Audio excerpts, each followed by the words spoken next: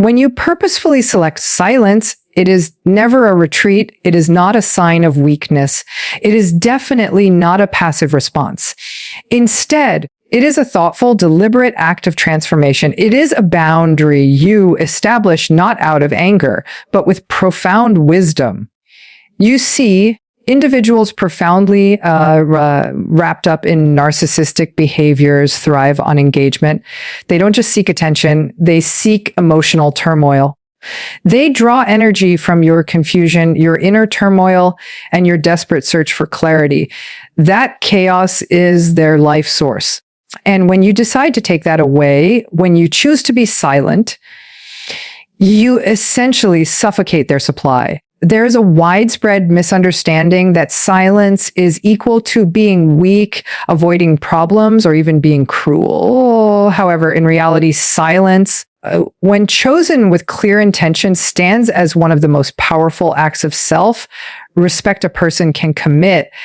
It is not an act of abandoning another person. It is a protective wall you build to save your sanity, your core integrity, and your very soul. Silence sends a powerful, unspoken message. I am no longer accessible for manipulation. I am no longer willing to be a part of this dysfunction that pretends to be love. I am no longer the emotional battlefield upon which your own deep insecurities fight their endless war. In harmful relationship patterns, especially those involving narcissistic personalities, silence becomes an act of rebellion against a mechanism of psychological dominance. The narcissist relies on getting a reaction. Whether you shout, weep, plead your case, or try to explain everything, your emotional reaction becomes their fuel. It reassures them that they still hold influence. But the moment you become silent, you break the circuit. It is an action that carries immense power. By going silent, you sever the invisible line that kept you linked to their chaos. And in doing so, you begin to take back your own self. This type of silence is far from passive. It's not the silence of avoidance or total defeat. It is the silence of someone who has finally fundamentally understood their own value. It's the quiet choice of someone who has suffered through enough lies, enough gaslighting, enough emotional blackmail, and enough empty apologies. It is the profound silence of someone who has seen the truth clearly and chooses with full clarity not to get involved anymore. This specific choice is not cruelty. That choice is true wisdom. The narcissist will often translate your silence as a form of betrayal or abandonment.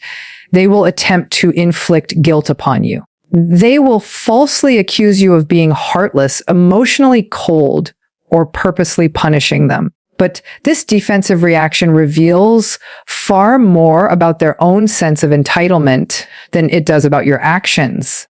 They expected you to forever tolerate their chaos. They mistakenly assumed that your natural empathy was an open invitation for them to continuously exploit you. But your chosen silence communicates clearly that that invitation has been withdrawn. It delivers the unspoken message: I am not your emotional hostage. I am not responsible for maintaining your feelings. I am no longer willing to be injured by your own unhealed emotional wounds. Many people find it hard to embrace silence because it feels foreign. It can feel like giving up. But this silence is absolutely not quitting. It is the courageous act of choosing a higher ground. It's a clear refusal to argue with a person who is determined to misunderstand you completely. It's a refusal to let yourself bleed for someone who won't stop intentionally cutting. Silence is your declaration: I do not owe you my thoughts when your only response is to twist my words. I do not owe you my presence when your goal is to always diminish my spirit. It's crucial to realize that this silence does not appear out of nowhere. It is earned. It is the inevitable result of countless conversations that led nowhere. It is the echo left by boundaries that were never once respected. It is the logical endpoint of a destructive cycle that actively refused to heal. And once you choose that silence, you must fiercely protect it, not with anger, but with unshakable conviction. Because the second you break it, you risk being dragged right back into the very toxic pattern you managed to escape. You risk painfully reopening emotional wounds that were just beginning to close. And worst of all, you risk betraying your own self just to calm down someone who was never actually concerned about your pain to begin with. This intentional quiet doesn't signify a lack of caring. It simply means you have stopped trying to persuade someone who clearly doesn't care about you or your feelings. It means you have firmly decided that your inner peace is more important than their temporary comfort. It means you've finally recognized that trying to explain yourself to someone dedicated to distorting your truth is a subtle form of self-abandonment. It means that from now on, your own healing takes precedence over needing their approval. And when that vital realization finally sinks deep into your core, you truly understand that silence is not something you use to harm them. It is fundamentally something you use to rescue yourself. Silence becomes your shield. It becomes the definitive boundary line you draw in the sand.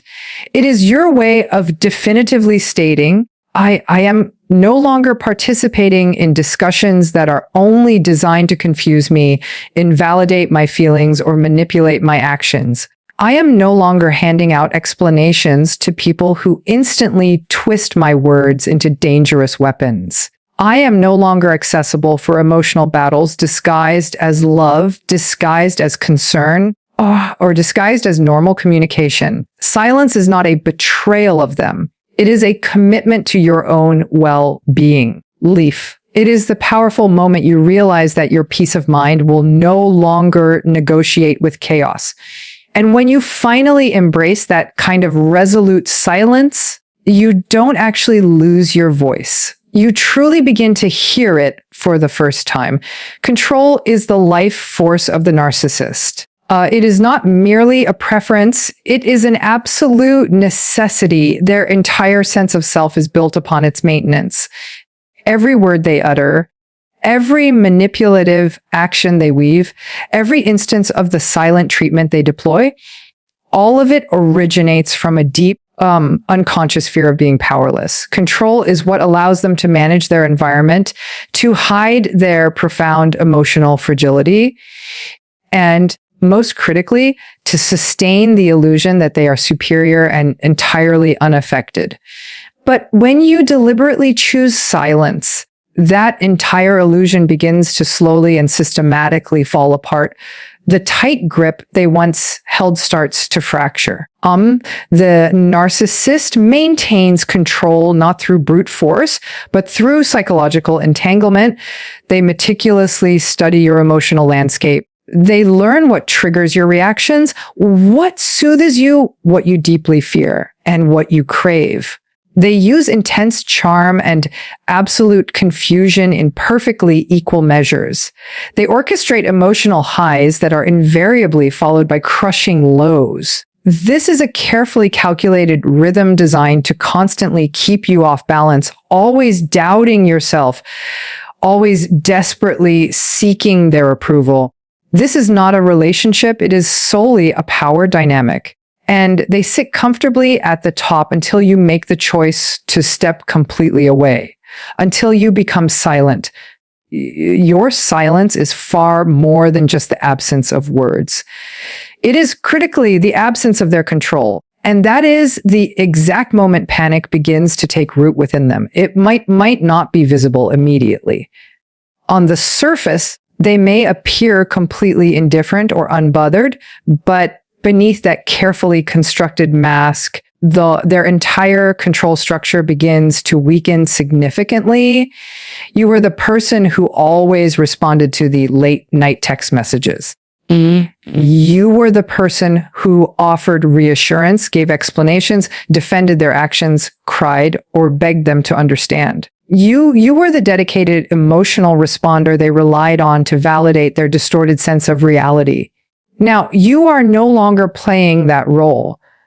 At first, they will try hard to provoke a reaction. They might send vague, cryptic messages, use mutual acquaintances to pass along veiled information, post indirect comments on social media, or suddenly become overwhelmingly remorseful or excessively generous.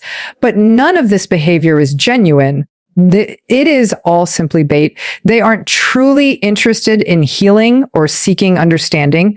They are solely interested in re-establishing control. And when the bait fails to work, when your silence holds steady, they begin to experience a feeling they work desperately to avoid helplessness. That feeling of helplessness is truly unbearable for them because it poses a direct and immediate threat to the false self they have so painstakingly built. That false self must always appear supremely confident, totally unbothered, and completely in control. But now that false self is under attack, not by you directly, but by the uncomfortable truth. The truth that you are no longer under their spell. And the truth that they are not as all-powerful as they have always believed. The truth that someone they once emotionally dominated has now effectively become untouchable. This deep loss of control is not just an inconvenience to them. It utterly destabilizes their entire sense of identity. Because they do not form relationships based on mutual respect. They form them for the sole purpose of controlling, extracting emotional supply, and dominating. And when that key dynamic ends, so does their ability to define themselves through your eyes. You were a constant source of supply, a mirror that faithfully reflected their delusions back to them. And without that mirror, they are harshly forced to confront their own inner emptiness. In their rising desperation, they may attempt new and different tactics. They may rapidly shift personas, moving from being the total victim to the great savior, or from the aggressor to the humble martyr. They might suddenly claim to understand everything, promise profound, lasting change, or beg you for one last chance. But again, this is not about genuine reconciliation. It is solely about re-establishing dominance. It's about immediately resetting the game so they can once again occupy the position of absolute control. Because as long as you are actively reacting, they perceive themselves as winning. But as long as you steadfastly remain silent, their entire elaborate strategy collapses completely. And then the internal chaos ensues. They become erratic, deeply disoriented, and unpredictable. The persistent lack of any response becomes utterly intolerable. Their manipulative tactics fail to land. Their core identity trembles. And the entire facade begins to slowly fall apart. Control is no longer something they possess. They are left floundering, desperately trying to make sense of a world where you no longer participate in their carefully constructed delusion. Every manipulative script they once effortlessly used now falls absolutely flat. Every psychological maneuver that was once guaranteed to trigger a reaction now dissolves instantly into silence. And that silence achieves something far more destructive than any kind of rage. It effectively dismantles their control from the inside out. The silence you have chosen may feel profoundly calm and empowering to you. But to the narcissist, it is nothing short of psychological warfare. Leaf, it is an unpredicted and catastrophic rupture in their control system. And that rupture breeds intense panic, not the kind of panic that comes from genuine love, sorrow, or regret, but the panic of someone rapidly losing their grip over a painstakingly manipulated illusion. What inevitably follows is a volatile, often explosive reaction, rage intertwined with sheer desperation, a terrifying storm of psychological instability that erupts from the cracks in their suddenly fractured mask. The narcissist cannot, under any circumstances, tolerate uncertainty.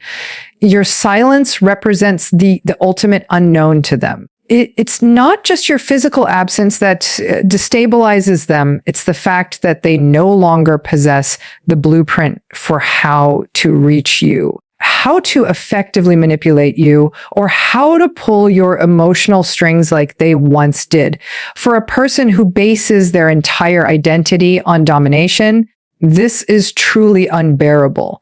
So their mind frantically scrambles, searching for any possible way to regain what they sincerely believe they have lost. The false self, which was constructed meticulously to project confidence, superiority, and total control, begins to violently tremble. And the raw emotions that flood in when that control slips are primitive and utterly unfiltered intense rage and deep-seated fear. Their resulting rage is never accidental. It is a carefully calculated defense mechanism. Rage, for the narcissist, is used as a tool to intimidate, to instantly regain dominance, and to trigger paralyzing guilt or fear in their target. They lash out because they acutely sense that their power is no longer absolute. They attempt to shock you back into a state of submission.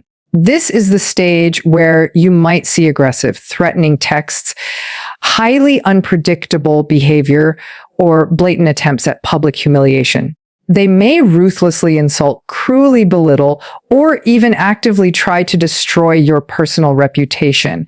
Because if they cannot secure your attention, they will gladly settle for your fear. And if they cannot successfully break your silence, they will desperately try to break your spirit. But beneath that overwhelming rage lies something even more dangerously potent: desperation.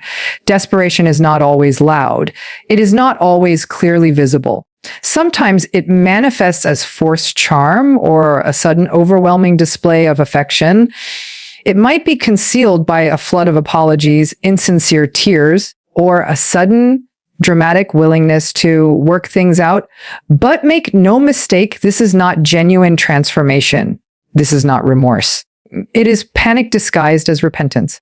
It is the narcissist suddenly realizing that the one thing they always counted on, your reliable emotional responsiveness, is completely gone, and they are now at severe risk of being exposed as utterly powerless. This phase is where many victims are at their most vulnerable. The narcissist, fueled by desperation, becomes temporarily malleable. They manage to say all the right things, and they briefly act in all the right ways, but it is entirely an act. It's a strategy designed solely to reopen the door you so decisively closed. Because if they can just elicit a reaction, any kind of reaction, then the profound silence is broken and the game instantly resumes. That is truly all they require: one emotional opening, one split second of doubt, one tiny crack in your boundary, and they will wedge themselves forcefully back in.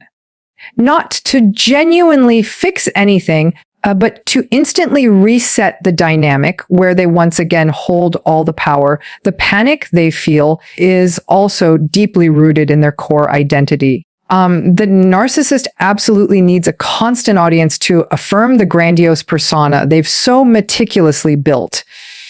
Your silence entirely removes the audience. It turns off the blinding spotlight. It brutally forces them into a kind of solitude they cannot tolerate, because in that solitude, they are confronted with the undeniable reality of who they are without someone to manipulate. And that reality is utterly terrifying to them. They are not strong. They are not self-sufficient. They are not whole. And in the prolonged absence of your reliable reactions, the mask begins to crumble completely.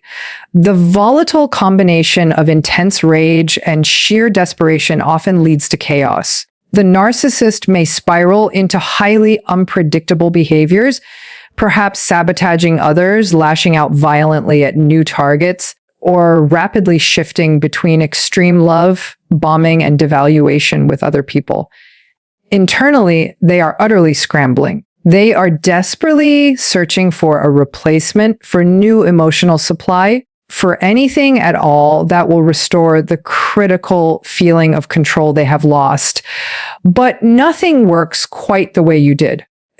You were perfectly trained over time to respond in just the exact way. Your silence now feels like abandonment, but it goes even deeper than that. It feels like annihilation to them. They do not experience it as a physical distance. They experience it as a personal collapse. And when that internal collapse begins, they rage not just at you, but at the unbearable truth they have spent their entire lives skillfully avoiding. When a narcissist loses control, their immediate next line of defense is to seize control of the narrative, not the objective truth, but their own biased version of it. Because to a narcissist, perception is their only reality. And if they can no longer control your actions, they will ruthlessly try to control how others view you.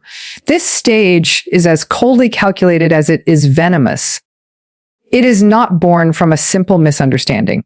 It is born from a deep-seated need for self-preservation.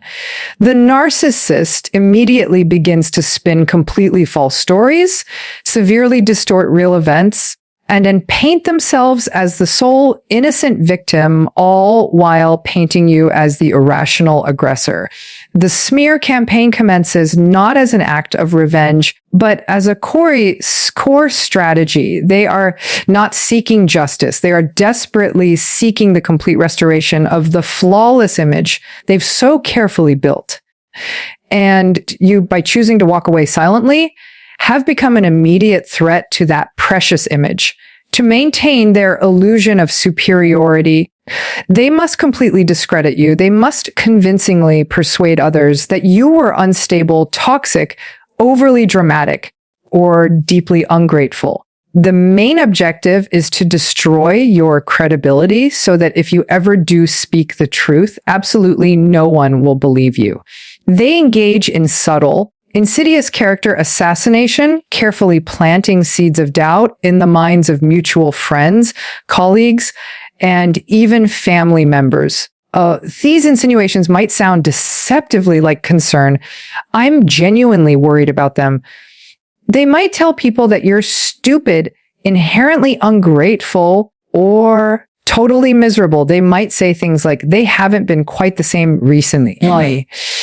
But be absolutely clear, this is pure manipulation. It is emotional propaganda designed to isolate and undermine you. The smear campaign often starts quietly, initially disguised as deep vulnerability. The narcissist may falsely claim they were emotionally abused, that they tried every possible thing to make it work, or that they were blindsided by your sudden and inexplicable change. They expertly adopt the language of the victim because it reliably garners sympathy. It successfully diverts all attention away from their own destructive behavior, and it allows them to maintain the false self that cannot, under any circumstances, tolerate genuine accountability. What makes this even more perilous is just how convincing they can truly be. Leaf, their manipulative charm doesn't vanish simply when the relationship ends. It often intensifies for the outside world. To people outside the dynamic, they appear composed, articulate, and often even emotionally intelligent. Meanwhile, you are left reeling, desperately trying to process the trauma, while others are being fed a version of reality that bears absolutely no resemblance to the truth. The narcissist ruthlessly weaponizes your silence at this stage. They frame your quietness as damning evidence of guilt. They twist it into proof that you are actively avoiding responsibility or secretly hiding something dark.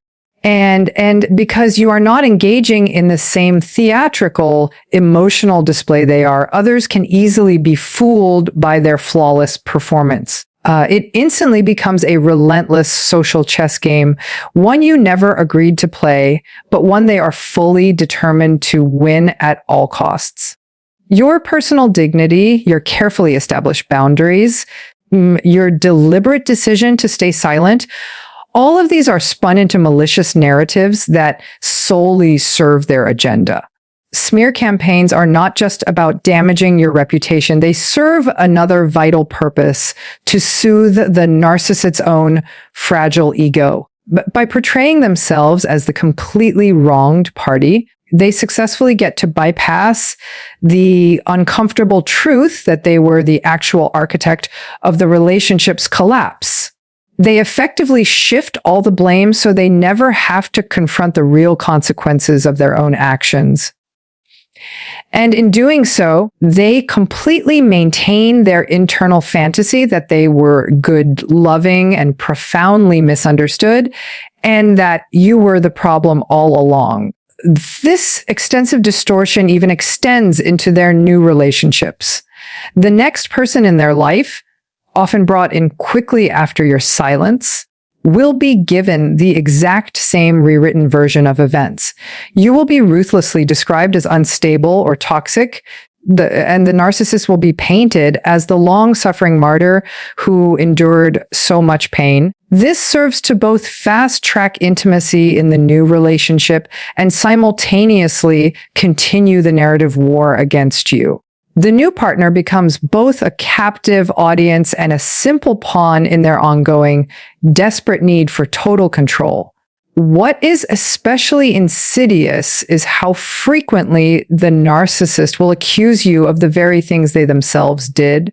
This psychological projection is not accidental. It is fundamentally tactical.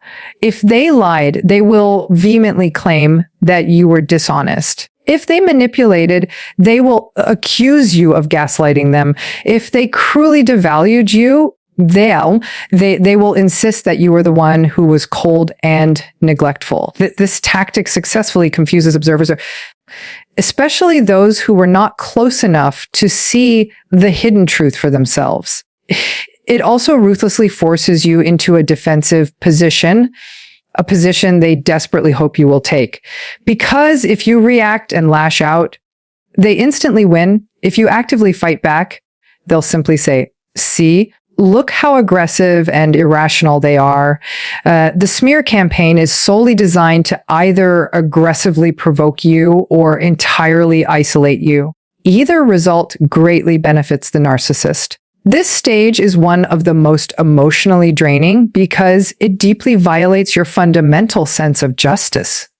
You are being openly lied about, severely misrepresented, and turned into a hostile caricature of yourself.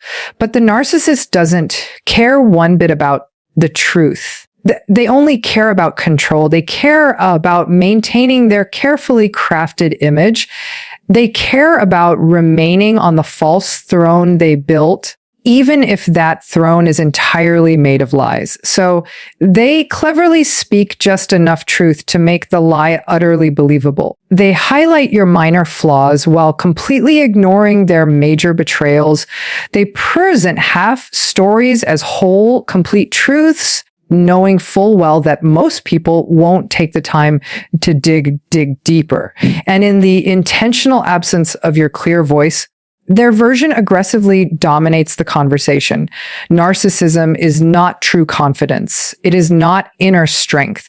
It is not genuine superiority. At its absolute core, narcissism is a disguise, a mask meticulously crafted over many years of emotional repression, deep insecurity, and completely unhealed wounds. This mask is the tool that allows the narcissist to function in social situations, to charm, to lead, to dominate, and to seduce. It is a fabricated false self specifically designed to conceal the vulnerable, a terrified child underneath who has always believed that being authentic would inevitably lead to rejection, ridicule, or complete abandonment. But when you choose to go silent, when you effectively remove your energy, your precious attention, and your emotional engagement, that mask begins to irrevocably slip. And what lies underneath is not power, but profound emptiness. The narcissist only survives through constant external validation.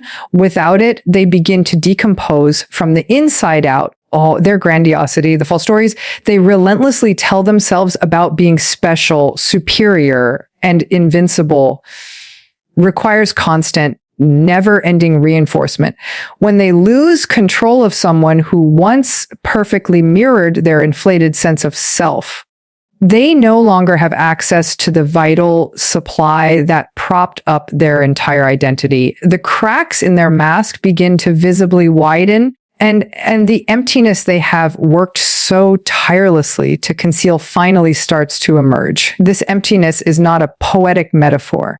It is a measurable psychological void, an absence of a solid, cohesive selfhood. Narcissists fundamentally lack a stable, consistent inner identity. They don't genuinely know who they are outside of how other people respond to them. Their entire self-perception is externally sourced. So when you become silent, when you no longer validate, react, or participate in their emotional drama, you are not merely withholding attention. You are brutally confronting them with their deepest, darkest fear that they are absolutely nothing without someone else reflecting them back. What follows is a complete disintegration of the entire facade. The charming persona begins to visibly falter. The carefully measured confidence becomes brittle and fragile. The manipulations become more blatant, more obvious, and far more desperate. They may cycle wildly through different personas: hero, victim, savior, martyr, all in a frantic, losing attempt to find one that still effectively works. But when none of those temporary identities produce the same desired effect, the narcissist begins to lose control, not just over you, but terrifyingly over themselves. This painful unraveling doesn't lead to healing. It leads directly to chaos, because genuine healing would require self-awareness, personal accountability, and emotional depth. The very things the narcissist has spent a lifetime I'm actively avoiding.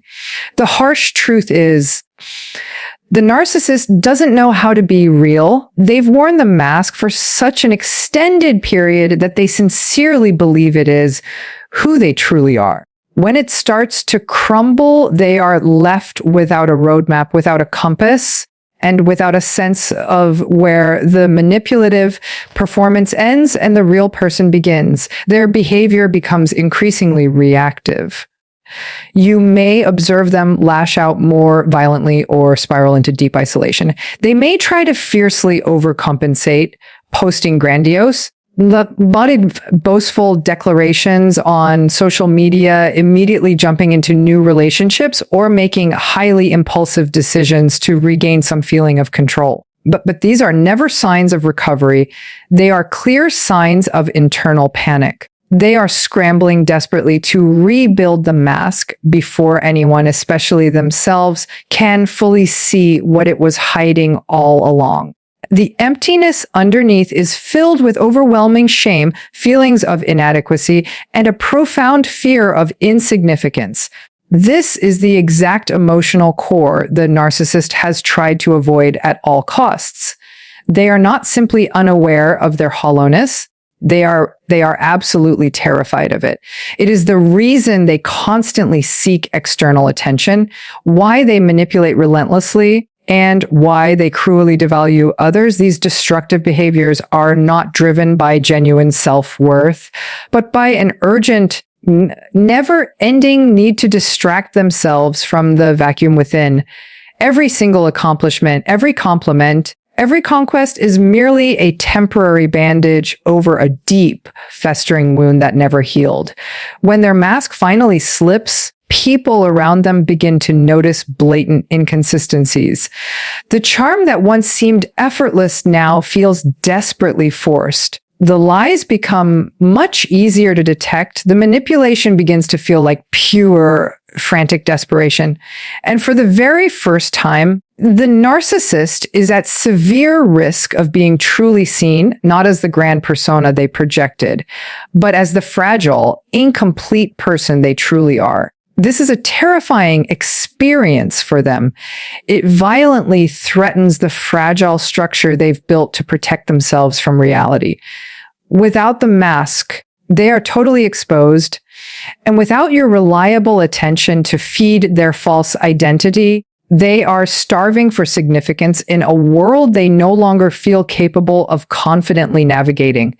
For the narcissist, avoidance is not just a habit, it is a way of life. They spend years, sometimes decades, constructing elaborate emotional and psychological defenses to guarantee they never have to confront their deepest fears. Every manipulation, every outright lie, every deflection is designed to prevent the confrontation of their own inadequacy, deep shame, and vulnerability. They build a polished, confident, and seemingly in control false self. But beneath that flawless exterior lies a fragile, emotionally undeveloped identity. They don't just actively avoid pain, they rigidly avoid truth, responsibility, and sincere self-reflection. But when you go silent, when you finally stop willingly feeding their destructive illusions, something profoundly dangerous happens in their internal world. The endless distractions suddenly vanish, the audience disappears completely, and they are left utterly alone with the very things they have spent their entire lives running from. Your silence is not just the simple absence of conversation. It is the profound absence of supply, of reaction, and of control. It removes the critical scaffolding they use to support their grandiose, fragile identity. When you stop responding, they can no longer use your emotions as their tools to regulate their own unstable self-worth. They can no longer extract admiration from your praise, nor deflect their own flaws through constant blame, shifting, and projection. The dynamic they entirely depended on, where you constantly questioned yourself while they remained completely above reproach, suddenly no longer exists. And in the vacuum your sustained silence creates, they are harshly forced to face the internal chaos within. This confrontation is not chosen. It is forcefully triggered. The narcissist does not willingly want to examine their own behavior. They do not voluntarily seek introspection. To them, admitting any fault or weakness feels exactly like annihilation. But when you forcefully remove your presence, when you disengage completely without offering any explanation or argument, you violently rob them of their ability to distract themselves with endless drama. You take away the emotional mirror they use to reflect a distorted, inflated sense of self. And in that mirror's painful absence, the image that stares back at them is one they no longer recognize or understand. This is precisely why your silence becomes truly unbearable to them. It is not about you simply being temporarily unavailable. It is about them being left with nothing left to reinforce the dangerous lie they live in. They are suddenly alone in the emotional house they constructed, and the walls begin to slowly, terrifyingly close in. Without your reactions, they begin to feel the inherent emptiness they have always carried, but persistently denied. The deep insecurities, the pervasive self-loathing, the guilt they buried deep, all of it begins to violently rise to the surface. And because they completely lack the necessary emotional tools to process those overwhelming feelings, they become entirely overloaded. They might not show this openly to the world. On the outside, they may appear perfectly composed, even totally indifferent. But internally, they are in a frantic spiral. The silence doesn't just annoy them, it utterly terrifies them. It cruelly forces them to sit with the reality they've always tried so hard to deny. They are not truly invincible. They are not always right. They are not above consequence. And for a person who has spent their entire life controlling others to avoid those exact paralyzing realizations, this forced confrontation feels exactly like psychological death.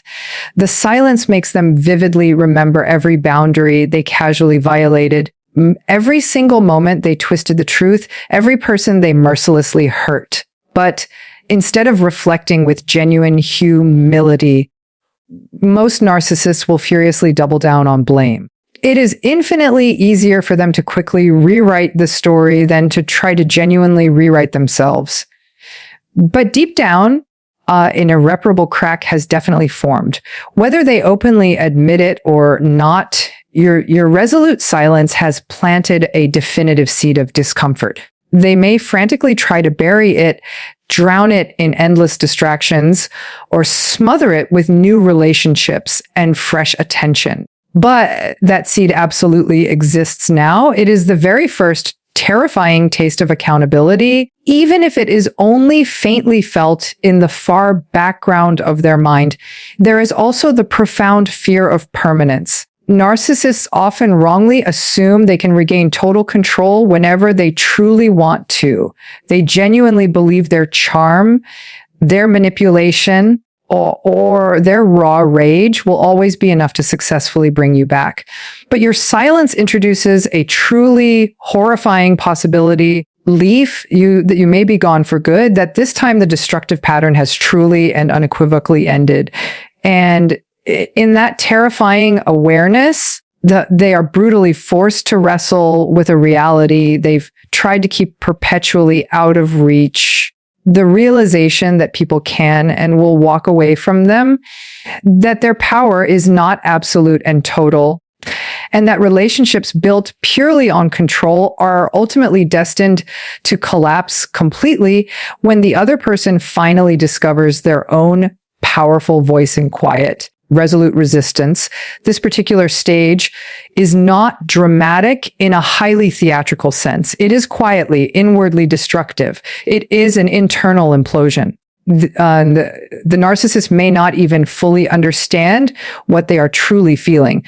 They may mistakenly call it stress, generalized anxiety, or depression. But underneath those inaccurate labels lies the uncomfortable truth. They are being harshly confronted by their own bad behavior, their own self-serving choices, and the inevitable consequences of living a life built solely on ego instead of genuine authenticity. And without your emotional presence there to kindly soften that impact, they are tragically left to sit in the painful wreckage of their own making, finally facing the deeply wounded parts of themselves they were never truly willing to see.